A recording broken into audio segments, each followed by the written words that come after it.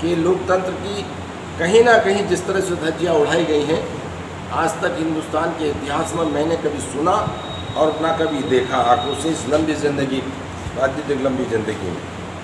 प्रस्तावक श्री कमल जोहा ने खुद का विजय प्रमाण पत्र दिखाया कि ये मेरा विजय प्रमाण पत्र है, नामांकन पत्र दिखाया, नामांकन पत्र हस्ताक्षर दिखाए, अपना आई कार्ड दिखाया, और इसके बावजूद कह दिया कि कमर जहाँ के सिग्नेचर नहीं मिल खा रहे और कमर जहाँ फर्जी है। तो इससे ज़्यादा और मेरे ख्याल से लोकतंत्र में कुछ हो नहीं सकता, बच नहीं सकता। परंतु लगभग कई टेलीफोन आने पर भी किसी विशेष दबाव के लगातार अधिकारी वहाँ टेलीफोन पर टेलीफोन सुन रहे थे। जब इन लोगों ने आके बताया कि लगातार टेलीफोन पर टेलीफोन दबाव दिए जा रहे थे, और दबाव आने के बाद नामांकन पत्र खारिज कर दिया।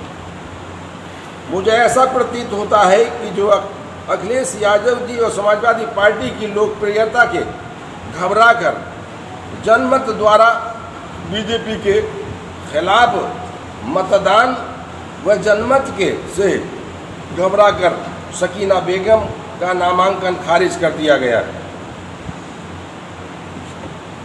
वैसे आज का दिन बहुत दिल दुखी है कि श्री शायद लोकतंत्र की हत्या की गई, पंचायती राज को कमज़ोर किया गया है, और चुनी हुई जिला पंचायत अध्यक्ष और सदस्य को स्वतः उपस्थित होने के बावजूद, सशरीर उपस्थित होने के बावजूद भी बार बार प्रस्तावक बताने पर भी नज़रअंदाज कर दिया गया।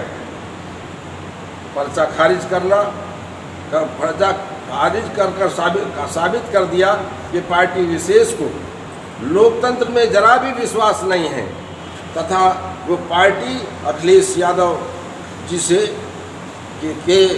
डरती है।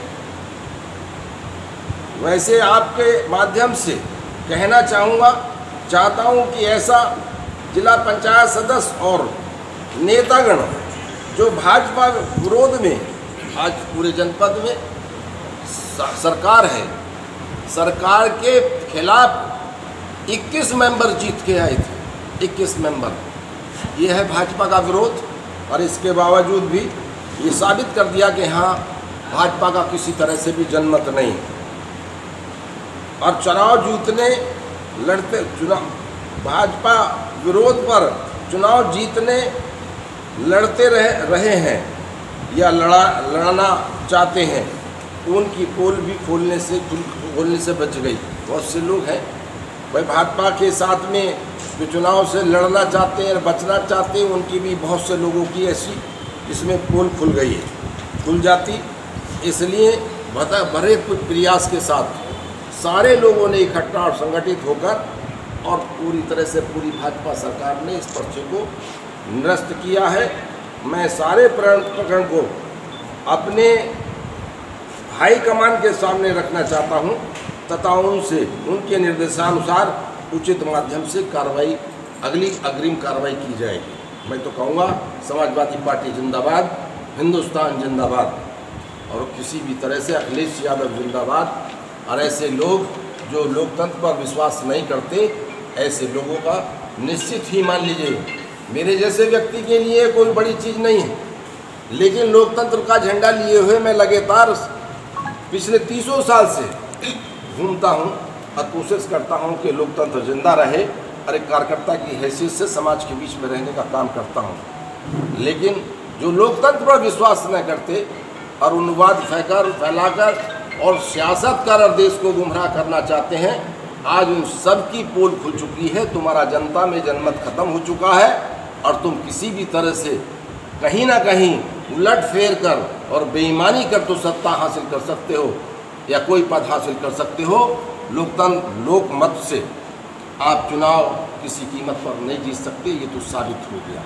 इसलिए साथियों, मैं चाहूँगा कि आप सच जरूर दर्शाएं, हकीकत ज़रूर सबके सामने रखें। आप लगातार के 2-3 महीने के अंतराल के बाद इन्होंने गूठे को अपने कहीं ना कहीं कोशिश करके अपने घर में लॉकडाउन के वक्त में प्रयास किया और अपने सिग्नेचर करने सीखी। इसके बावजूद कहीं नहीं लिखा कि ये निरक्षर है। उस वक्त गूठा लगाया था, क्योंकि इसमें साफ लिखा है कि गूठा लगा सकते हैं या हस्ताक्षर कर सकते हैं। इस पर्ची में जो जिला पंचायत का था, इसमें साफ है कि सिर्फ हस्ताक्षर ही करने हैं आपको, गूठा लगा ही नहीं सकते। इसलिए इन्होंने सिग्नेचर किए और उन सिग्नेचरों को फर्जी मानते हुए पूरी तरह से लोकतंत्र का मजाक उड़ाया गया है। और सत्ता के दबाव में सभी, मैं कहूँगा कि ऐसा दबाव, और सत्ताएं तो आती जाती रहती हैं, लेकिन इस तरह से लोकतंत्र की हत्या करना बड़ा अपराध है, अनर्थ है। और ऐसे लोगों को लोकतंत्र के नाम पर वो लोग भी कलंकित हैं, जो कलंक हैं, जिन्होंने ऐसा काम किया है और उसमें सहयोग किया है। इससे ज़्यादा आप कुछ पूछना चाहते हो तो आज समाजवादी पार्टी के प्रत्याशी जो सशरीर उपस्थित होकर सुबह 11 बजे से और फिर इसके बाद 3 बजे के उपरांत 5:30 बजे तक उपस्थित होकर सशरीर प्रत्याशी, अनुमोदक और प्रस्तावक आरओ और संबंधित अधिकारियों के सामने उपस्थित रहे और इसके बावजूद बार सिग्नेचर चेक करे और पर्चा कैंसिल कर दिया गया। इससे ज़्यादा बड़ा अनर्थ हो नहीं सकता। जंगल राज कह लीजिए, काला दिन कह लीजिए, और मैं तो कहता हूँ लोकतंत्र की हत्या कह लीजिए, इससे बढ़ता मजाक इस पार्टी के अलावा किसी भी कीमत पर आज तक हमने ना सुना और ना आज तक देखा। हम कहेंगे कि एक जनमत के आधार पर अगर चुनाव होता तो उत्तर प्रदेश के अमरोहा ही नहीं, उत्तर प्रदेश के अंदर साफ जाहिर था। जिस तरह के रिजल्ट जिला पंचायत के चुनाव में आए थे, गांव पंचायत के चुनाव में आए थे, 80% समाजवादी पार्टी के पर से कहीं ना कहीं वास्ता रखने वाले लोग प्रधान बने हैं, बीडीसी मेंबर बने हैं और जिला पंचायत सदस्य बने हैं। आज पूरी तरह से उनकी भावनाओं को रौंदा गया है और लोकतंत्र की हत्या हुई। ठीक। अच्छा मंत्री जी, अगला कदम क्या होगा? आप पर्चा खारिज लीगल एडवाइस अपने राष्ट्रीय अध्यक्ष के मशवरे के बाद जो निर्देश होगा वो कार्रवाई होगी।